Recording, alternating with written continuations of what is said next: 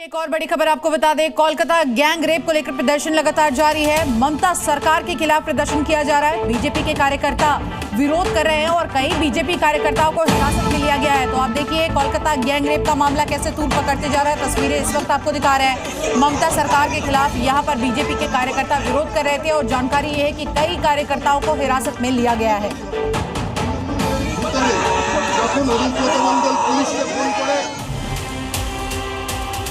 कोलकाता के एक law college में गैंग रेप पीड़ित की मेडिकल रिपोर्ट में दरिंदगी की पुष्टि हुई है। आपको बता दें, पीड़ित के पूरे शरीर पर जख्म के निशान हैं। पुलिस ने इस मामले में कॉलेज के गार्ड समेत 4 आरोपियों को गिरफ्तार कर लिया है। वहीं पश्चिम बंगाल बीजेपी ने ममता बनर्जी की सरकार पर सवाल उठाते हुए कहा कि गैंग रेप का कुचक्र रचा गया है और सवाल ये उठ रहे हैं कि आखिर ममता बनर्जी अब तक चुप क्यों है।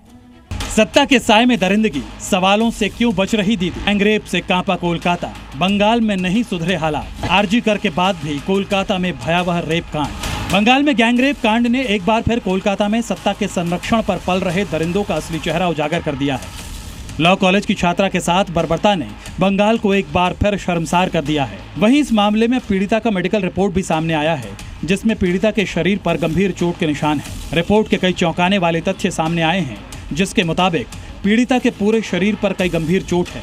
गले पर दांतों के निशान, नाखूनों की खरोंच और जगह जगह पर गहरे नीले निशान पाए गए हैं। वहीं पीड़िता का मेडिकल रिपोर्ट आने के बाद बीजेपी ममता सरकार पर और ज्यादा हमलावर हो गई है। बीजेपी प्रवक्ता संबित पात्रा ने ममता बनर्जी से इस्तीफे की मांग की है और मामले में ममता बनर्जी की चुप्पी पर भी सवाल उठाया है। और मुझे लगता है ममता जी को इस प्रेस कॉन्फ्रेंस के बाद तुरंत आके एक प्रेस कॉन्फ्रेंस करके हम सफाई नहीं मांग रहे हैं, हम उनसे माफी मांग रहे हैं, इस्तीफा मांग रहे हैं कि वो माफी भी दे और इस्तीफा की पेशकश करे।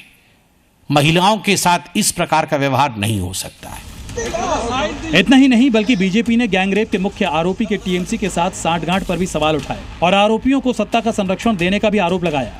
जो सरकारी प्रोटेक्शन है, आप सोच के देखिए, टीएमसी के ही एक नेता ने यह काम किया है, मनोजीत मिश्रा।